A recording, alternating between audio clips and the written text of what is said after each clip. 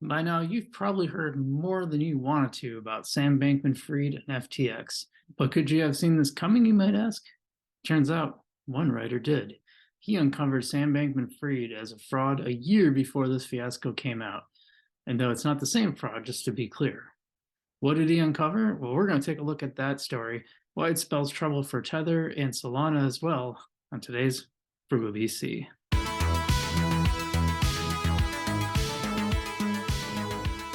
What's up, guys? Frugal BC coming at you. Today we have got, I know a lot of you are probably sick of this FTX story by now, or maybe you've probably seen everything you want to, but I had to do this one last video on it just because this writer I came across, turns out he actually wrote about this way beforehand, and it doesn't look good. You know, it looks like the name of the title is Crypto Crime Cartel, FTX, Sam Bankman-Fried, Tether, and Solana. And it's written by Jordan Atkins. It's posted in CoinGeek. And we're just going to go through a few of the points here because I think this is really important that some of these companies, clearly these investors didn't do their due diligence, or they just didn't believe what they saw, because it looked like Sam Bankman-Fried was involved in a Tether scam. And it turned out Solana, there was some big problems with Solana. He was one of the principals involved in that. And so there's a lot to look into. We're going to dig into this today. If you guys want to subscribe to the channel, we've covered this situation on our live stream. You should definitely go check out that video to see what we were talking about. We also have covered, we do a lot of stuff about Algorand. Still one of my favorite blockchains, so go check that stuff out. All right, so like I said, this was posted in CoinGeek.com. This is dated November 17th of 2021, so almost exactly a year ago. It was written by Jordan Atkins, and it's called Crypto Crime Cartel, FTX, Sam Bankman-Fried, Tether, and Solana. Sam Bankman-Fried is the co-founder of FTX cryptocurrency exchange, which Forbes currently accounts for 10% of all digital assets derivative trading each month. And as you know, he also runs Alameda Research, a trading company with more than $1 billion in profit a year. Well, not this year. Oh boy. And I don't mean to make light of it because I know a lot of people lost money on FTX. I did not, but I lost money on Celsius, so I can definitely sympathize. You know, they had done very well in the boom. They were wrapped up in the ongoing Tether fiasco. Tether claimed that this money was backed up by $1. And so he tweeted, it's sort of funny hearing people claim that you can't redeem USDT for $1. Like, I don't know what to tell you. We can, we do. And he says, has a crypto bro ever tweeted out that I don't know what to tell you and not been trying to pull the wool over your eyes? Well, in the case of Sam Bankman-Fried, we know that that is absolutely true now. In fact, right in Tether's user agreement, they accept no obligation to redeem a single USDT. And he mischaracterizes the concerns surrounding Tether by implying that because he has been able to sell his Tether, everyone else holding some $73 billion worth of USDT will be able to do the same once everyone begins to run for the exit. And by the way, there was a investigation that found that New York Attorney General's office found that Tether had been lying about its backing. It should come as no surprise that just a mere month after Sam Bankman-Fried so nonchalantly defended Tether as though he was an impartial observer, his company FTX became the single biggest recipient of over $1 billion worth of newly minted USDT in February 2021. More than that, independent research done by Protos also confirmed that Alameda Research, was also owned by Sam Bankman-Fried, was the recipient of nearly a third of all USDT ever printed. 86% of that was minted in the last year. Of the USDT sent to Alameda, 87% went directly to FTX, 12% went to Alameda's wallets on Binance, Huobi, and OKX. I don't even know how to pronounce that. While the remaining 2%, still accounting for $705 million, went to non-exchange addresses. So that means FTX was fulfilling over $500 million worth of USDT orders for its customers if it's truly backed by one-to-one. And it seems unlikely since it was sent from Tether to Alameda.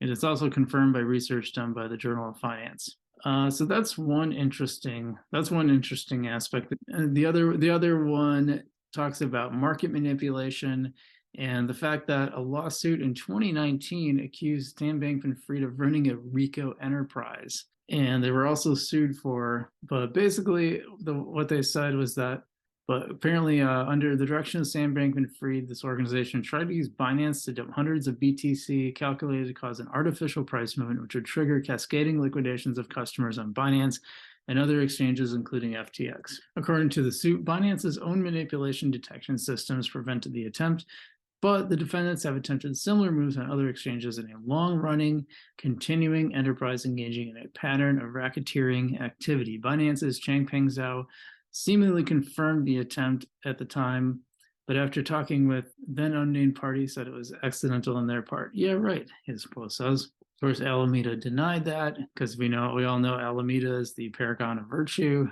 And in 2020, the U.S. Securities and Exchange Commission received a public submission accusing Bankman-Fried, Alameda, and FTX of buying the silence of potential and actual litigants, then later claiming their complaints were dismissed in court for lack of substance, which the submitter says actually happened with the BMA suit. Either way, the civil suit never reached court. Yeah, so the SEC, by the way, we're alerted to this, but we know that Sam Bankman-Fried had ties to Gary Gensler and seemed to be buddy-buddy with the Biden administration and their appointees. So surprise, surprise, nothing happened. Again, they were made aware of the nonsense that was going on at FTX and did nothing. As the end of 2021, FTX is enjoying a huge increase in volume. Well, they're not now. We all know what happened. And then this latest one, SES rejects Bitcoin ETF, citing concerns over Tether fraud. We kind of talked about that too. Okay, here's the part that's really interesting. So Sam Bankman-Fried has already been caught defending one of his secret gravy chains in Tether. What else is he involved in? Well, we know the answer to that now, don't we? For starters, one of FTX's earliest investors was Binance, a company that was caught actively planning to undermine anti-money laundering and law enforcement activity around the world in 2020.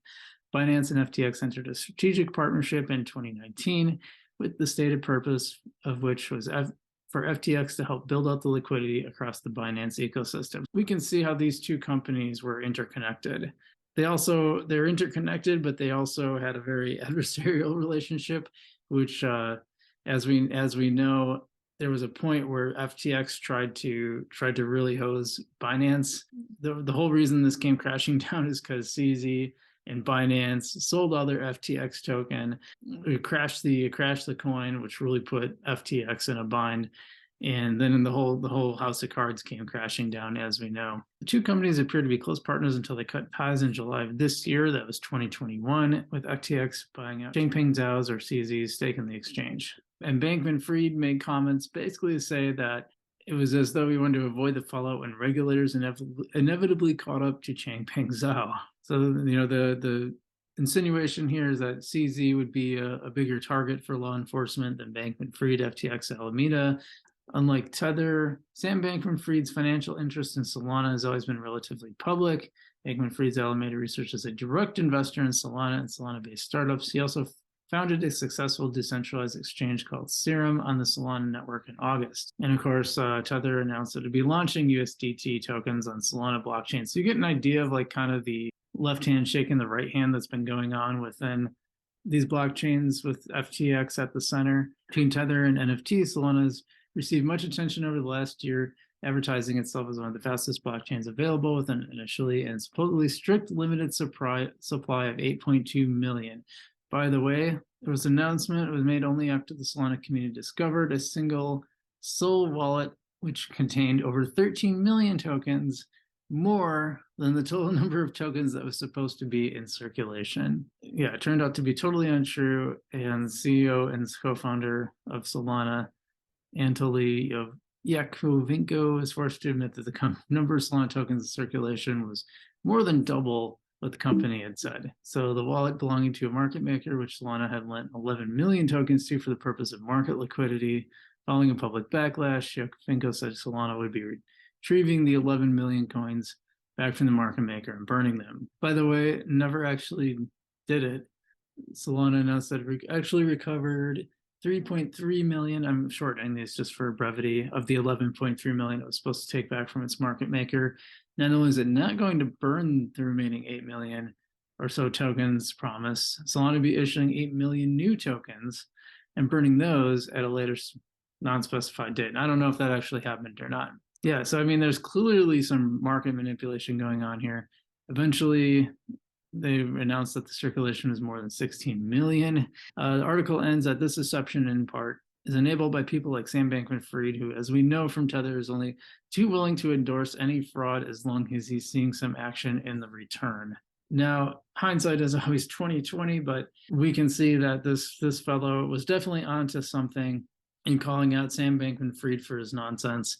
And I didn't see the story at the time, but if I had, I'd hope I would have listened to it. We all know now what has happened, that Sam Bankman-Fried was just in charge of this house of cards, basically funneling customer funds to Alameda Research, to pump up its books because it was losing money left and right. Obviously, that wasn't happening in November 2021, but as the bear market hit, that's the other factor with Sam Bankman-Fried, with Mashinsky, a lot of these other guys, as they really go hog wild on leveraging themselves, and they way over leverage, and that really screws you when the bear market comes. What do we learn from all this? I think getting your money off exchanges is crucial. We need to really focus on getting people over to self-custody wallets. These things should be a stepping stone. The exchanges should be a stepping stone. We shouldn't rely on them. I think the smartest people realize that there's going to be a lot of scams and manipulators, and you do have to be careful. But at the same time, it doesn't mean the fundamental technology is flawed. It's just that there's flawed people especially in an ecosystem that's early. I mean, the early days of the internet were rife with these challenges too. There were tons of scams, and they were very easy to perpetuate until law enforcement and regulators caught up. So that's what I got to say about that. Love to hear your thoughts about this story or about any of my comments afterwards. Leave it in the comments below. Hope you guys are doing well out there. Stay safe. And as always, I'm Frugal BC, not your keys, not your crypto, and I'll see you in the future.